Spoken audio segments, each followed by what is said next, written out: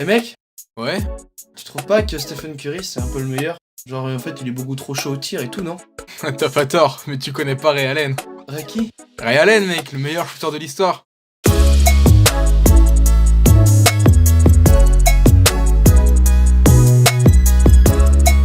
Né le 20 juillet 1975, Walter Ray Allen grandit en Californie. Cependant, avec ses deux parents dans l'armée, il est amené à déménager souvent et va donc se retrouver sans réelles attaches. Et c'est dans le basket que le jeune Ray va trouver refuge. D'abord au lycée, puis à l'université chez les Huskies du Connecticut, où il sera nommé joueur universitaire de l'année en 1995. Pendant son passage chez les Huskies, Ray Allen va se démarquer dans un domaine dans lequel il n'excellait pas étant plus jeune, les 3 points. Lors de la saison 95-96, qui sera sa dernière saison universitaire, il va battre le record de tir à 3 points en une saison de son université. Au total, Ray Allen va inscrire 1992 points pour les Huskies, devenant ainsi le 3e meilleur marqueur de tous les temps de l'université. En 1996, Ray Allen décide de ne pas refaire une année de plus au Connecticut et s'inscrit à la draft de la même année. Parmi la QV 96 se trouvent des joueurs tels que Allen Iverson, sélectionné en premier choix par les Philadelphia Sixers, Kobe Bryant, sélectionné en 13e position par les Charlotte Hornets mais envoyé aux Lakers juste après, et puis à la 15e place on retrouve Steve Nash, le fabuleux Canadien chétif, sélectionné par les Phoenix Suns. Cette draft est considérée comme l'une des meilleures de l'histoire de la NBA avec celle de 2003. Et Ray Allen dans tout ça? Il sera sélectionné en 5e position par les Minnesota Timberwolves. With the 5th pick in the 1996 NBA draft, the Minnesota Timberwolves select Ray Allen from the University of Connecticut.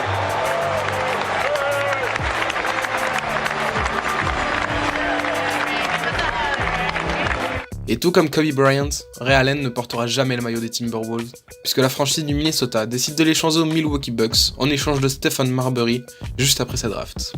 Ray Allen atterrit donc dans une des équipes les plus faibles de la ligue et va obtenir immédiatement du temps de jeu, et pour son premier match en NBA, il sera dans le 5 de départ des Bucks pour affronter les Sixers d'un certain Allen Iverson. Iverson missing the 3, the Sixers missing their first 5 shots, though trailing by only 1. And do you expect Ray Allen to miss his first shot? No, not the way he shot in preseason, huh? I expect him to be a great pro. Oh, I really do too. Sa première saison est plus qu'intéressante puisqu'il va inscrire en moyenne 13,4 points par match, accompagné de 4 rebonds et 2,6 passes. Il est l'un des meilleurs rookies de la saison et sera naturellement sélectionné dans la All-NBA Rookie Second Team, au même titre que Kobe Bryant. Lors de sa deuxième saison NBA, Allen élève son niveau de jeu et passe de 13,4 points par match pendant sa saison rookie à 19,5 points de moyenne par match. Lors du premier match de la saison, Ray va inscrire 29 points le 31 octobre contre les Sixers de Philadelphie. Le 10 décembre, il va inscrire 23 points accompagné par 5 interceptions, son record à l'époque. 10 jours plus tard, il bat son record avec 35 points, grâce à un 11 sur 16 au tir, dont un 5 sur 6 à 3 points, au cours d'une victoire tranquille des Bucks, 98-78, contre les Knicks de New York. Au cours du mois de février, Ray Allen va considérablement élever son niveau de jeu et inscrire régulièrement plus de 20 points. Allen réalisera sa performance la plus impressionnante en NBA avec 40 points à 6 sur 10 à 3 points, accompagné de 10 rebonds lors d'un match contre les Minnesota Timberwolves. En 1999, Allen sera l'un des artisans de la progression des Bucks jusqu'aux playoffs, une première depuis la saison 90-91. Les Bucks termineront 7ème de la conférence Est avec 28 victoires pour 22 défaites. Saison écourtée pour cause de lockout. Ray Allen terminera la saison avec 17,1 points de moyenne, bien aidé par un certain Dell Curry. Lui, tu le connais pas, mais tu dois certainement connaître son fils. Toujours est-il que les Bucks se feront logiquement sortir au premier tour de ces playoffs par les Pacers d'Indiana en 3 matchs. Durant ces 2 dernières saisons sous le maillot des Bucks, Allen restera au-dessus des 20 points de moyenne par match et deviendra ainsi un joueur clé de la franchise. Lors de la saison 2000-2001, Allen et ses coéquipiers Glenn Robinson et Sam Cassell formeront un gros Big 3. La même année, Allen sera sélectionné pour la 3e fois au All-Star Game et remportera le concours de tir à 3 points devant Peja Stojakovic et Dirk Nowitzki.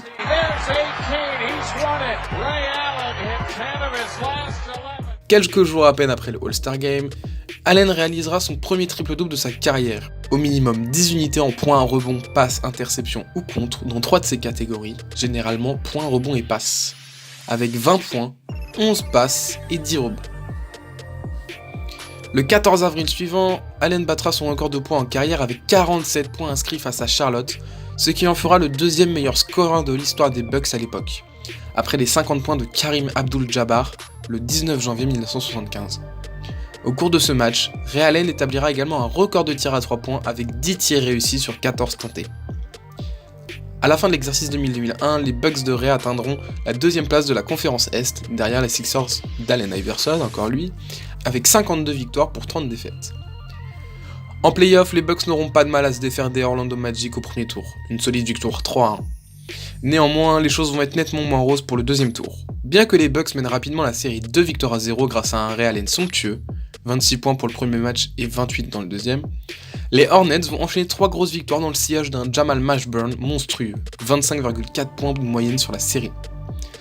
Certainement poussés par un sursaut d'orgueil, ou bien poussés par Hassan Cassell à 33 points, les Bucks remporteront le match 6, égalisant ainsi la série à 3 partout. Les Bucks termineront la série en s'imposant 104-95 sur leur parquet. Pour la première fois de sa carrière, Ray Allen va coûter au final de conférence. Et cette année-là, comme dirait notre clo-clo national, ce sont les Sixers du MVP Allen Iverson que vont devoir affronter Allen et sa clique venue du Wisconsin. Cette série donnera lieu à un affrontement entre deux joueurs exceptionnels. D'un côté, Allen Iverson a 31 points, 5 rebonds, 7 passes et 2 interceptions sur cette série de finale. De l'autre, Ray Allen a 27 points, 3 rebonds, 5 passes, 51% de réussite à 3 points et 97% au lancer franc. Deux gros colosses pour une place en finale NBA. Et dans ce match-up, c'est malheureusement Iverson qui va l'emporter.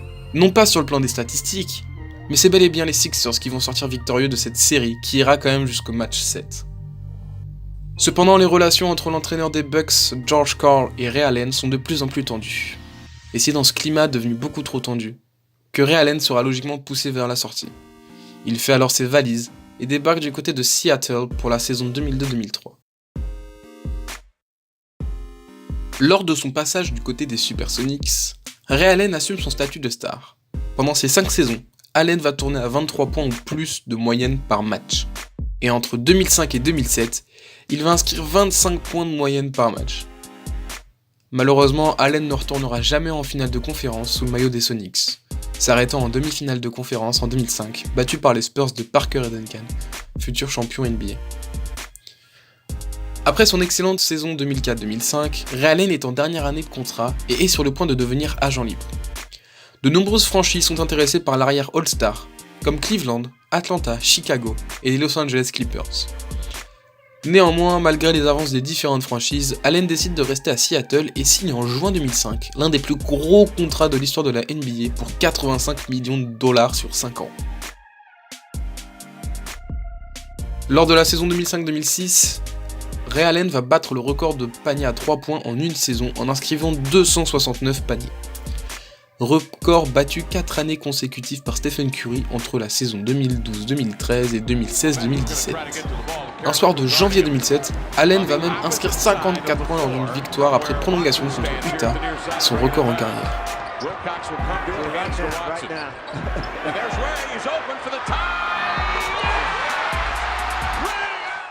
Néanmoins, quelques mois plus tard, les Sonics sélectionnent le jeune Kevin Durant le soir de la draft, évoluant au même poste que Ray Allen. Allen sera de nouveau poussé vers la sortie et une nouvelle fois échangé, direction Boston. Arrivé en même temps que Kevin Garnett, Ray Allen se joint à la fête et les deux joueurs rejoignent les Celtics d'un certain Paul Pierce et forment alors un Big Three. The Three Amigos. Tout juste sorti d'une saison 2006-2007 catastrophique avec 24 victoires pour 58 défaites, les Celtics chamboulent entièrement leur effectif pour faire venir les deux stars. Et dès la saison 2007-2008, la transformation des Celtics est impressionnante, terminant la saison avec 66 victoires pour 16 défaites. Les Celtics arrivent donc en play-off ultra favoris et élimineront les Atlanta Hawks, les Cleveland Cavaliers et enfin les Detroit Pistons en finale de conférence. Pour les finales NBA, ce sont les Los Angeles Lakers qui viennent affronter les hommes en vert venus de Boston, une 12e finale NBA entre les Lakers et les Celtics, pour une place dans l'histoire. Boston mène la série 3-2, et lors du dernier match des finales, Ray Allen inscrit 26 points, avec 7 paniers à 3 points réussis sur 9, une nouvelle fois très clutch. Ray Allen remporte dès sa première saison avec Boston, sa première bague de champion NBA.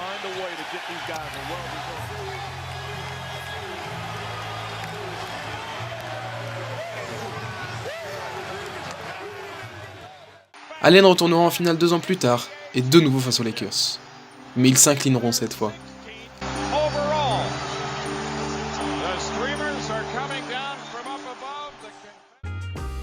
L'été qui suit, Ray Allen est agent libre et peut quitter Boston.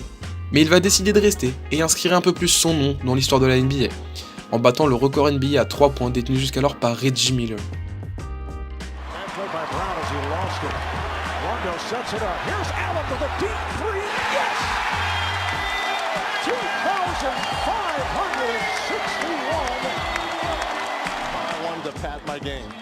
And I'm just so happy for him because this is one of the best guys. He's so humble, he's so giving, he's a great family man. En 2012, le Big Three se sépare. Ray Allen a faim d'une deuxième bague NBA et quitte alors Boston pour rejoindre la Floride et les plages de South Beach.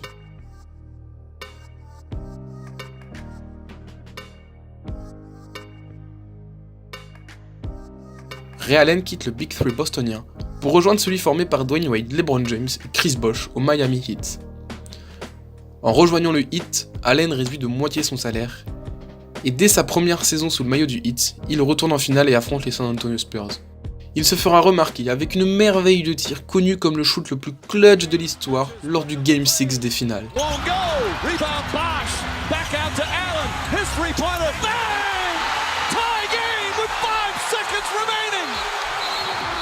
Ray Allen is able to re-establish and knock in the game-tying three. And Ray Allen, the best three-point shooter in NBA history, regular season and playoffs, with the clutch shot of his life. À la suite de ce Game 6, Ray Allen obtient alors sa deuxième bague NBA. La saison suivante, le Heat retourne en finale, mais cette fois, ils devront s'incliner face à San Antonio.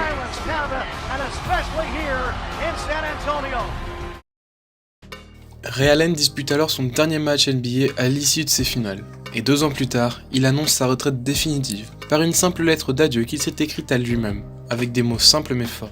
Beaucoup de gens ne se rappelleront jamais de ta vraie personnalité, mais ils se rappelleront de ton travail. Ray Allen, à force de travail et de persévérance, a su devenir une légende de la balle orange, un modèle pour beaucoup de jeunes, une gâchette à tout jamais inscrite dans l'histoire de la NBA.